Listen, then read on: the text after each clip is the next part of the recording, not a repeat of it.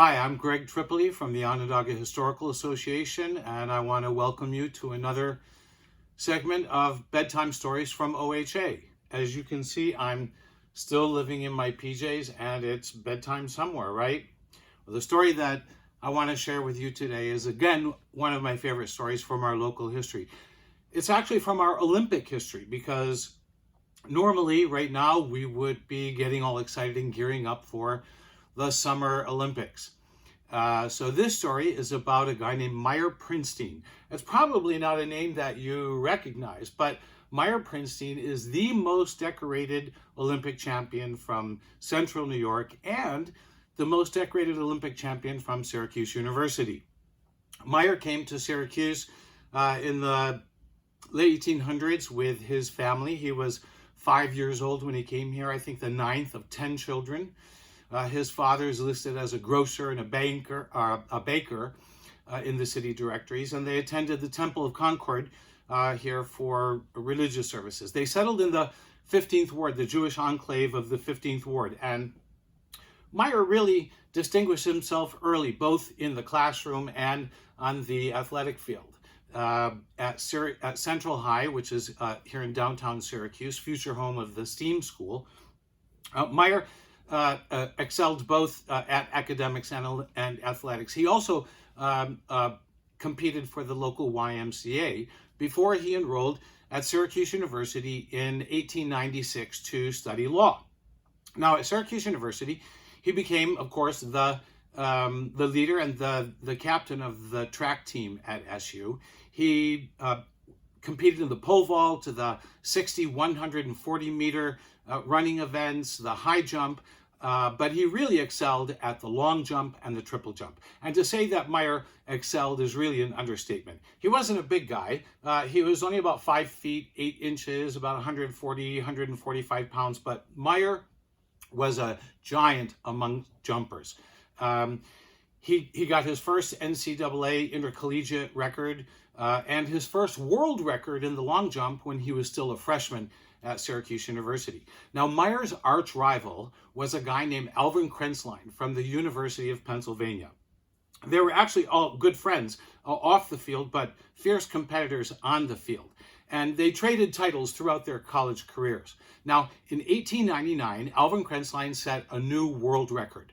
But in April of 1900, according to the New York Times, and I'm quoting here, Prinstein, the versatile Syracuse athlete, won the World's, American, and Intercollegiate Championship from Alvin Prinstein of Pennsylvania by one magnificent leap. Now, that magnificent leap measured in at 24 feet, 7¼ inches. That new world record certainly put Myer in good stead as he was about to go head-to-head again with Prinstein on a world stage at the 1900 Olympics. Now, the modern era of the Olympics began in 1896. The original Olympics were discontinued sometime around 369 AD. The very first event in those 1896 Olympics in Athens was the triple jump. An American named James Connolly won the triple jump, literally becoming the first Olympic champion in over 1,500 years. Now, James Connolly was also on that team with Prinstein and Prinstein in 1900 at the Olympics. The Olympics that year were being held in Paris, and they were being held simultaneously with the Exposition Universelle, which was the World's Fair. And so Paris was really hopping. The track and field events were to be held at the beautiful Racing Club de Paris. And they found out that the first event in those Olympics for track and field would be, for Myer anyway, would be the long jump. And the final was announced that it would be held on Sunday. Now, that posed a problem for Prinstein. That's because Prinstein was sponsored by Syracuse University. And at the time, Syracuse University was a very strict Methodist private university. And it forbid its athletes from competing on the Sabbath, on Sunday. So despite the fact that Prinstein was Jewish, despite the fact that he was competing for the U.S. on a world stage, Syracuse University refused to allow him to compete in the final on Sunday. Now, back then, the quarterfinal results also counted in the finals. And since all of the potential contenders for medals were on the American team for the long jump, the team decided in solidarity, they vowed not to compete in the Sunday finals, and they would treat the Saturday's qualifying round as the final. And since Myer couldn't jump on Sunday, they agreed that the rest of them wouldn't. At the end of the quarterfinal results on Saturday, Myer Prinstein was in the lead with a new Olympic record. The next day, he was at religious ceremonies with the rest of his team and didn't notice that Alvin Prinstein was not there. Where was Alvin? Alvin was breaking his vow of solidarity, and on that field at the Racing Club de Paris, competing in the finals of the long jump, where he was treated to 6 uncontested jumps and finally beat Myer Prinstein's mark by a centimeter. Alvin Prinstein received the gold medal and supposedly a punch in the nose from Prinstein. Myer actually challenged Alvin to an on-the-spot rematch jump, but Alvin Prinstein refused and promptly retired from the sport. Now, Prinstein was a great athlete, and after a chilly period, Myer Prinstein and Alvin Prinstein returned to friendship and stayed friends, and their families became friends for a lifetime. But Prinstein's gold medal in that long jump brought his total gold medals in that edition of the Games to 4, and that's a record. I think it's been matched but never beaten. It was a record that lasted a very long time. The next day, Myer Prinstein went to the triple jump, and maybe out of angry adrenaline, he won gold and beat that Olympic record from historic jump from James Connolly 4 years before. After the Olympics, Prinstein returned to Syracuse University, studying law at the law school. He graduated in 1982 and practiced law here in Syracuse for a while, and then moved to Jamaica, Queens, outside of New York City to practice law and build a business.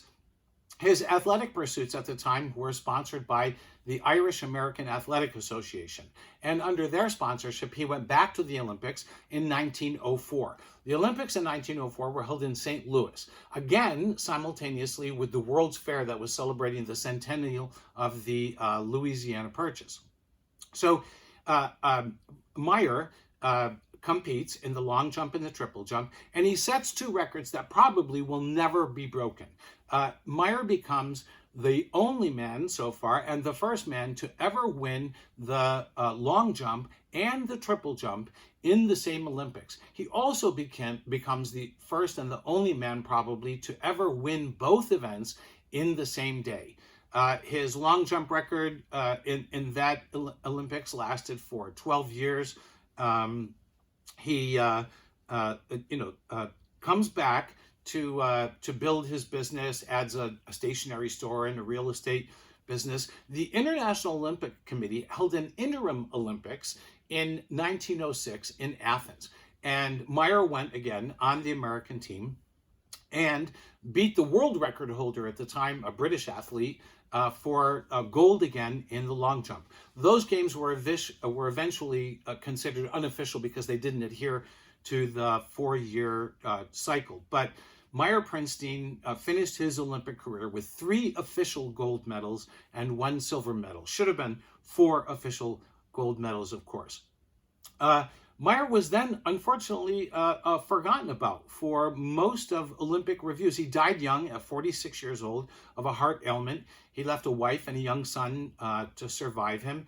But really, he was left out of so many Olympic reviews, even in our local community, in the local paper. As late as the 1970s, when the Olympics came around, they would always do a big spread on who were medal winners from the local community. And they continually named other people when Myer was, at the time, a quadruple medalist, a 3-time gold medalist. Finally, thanks to the local Jewish community, Myer has received the recognition that he deserved. And in 1982, he was inducted into the Jewish Hall of Fame, Sports Hall of Fame, and in 2000 into the U.S. National Track and Field Hall of Fame, and finally in 2008 in the Greater Syracuse Sports Hall of Fame. So a great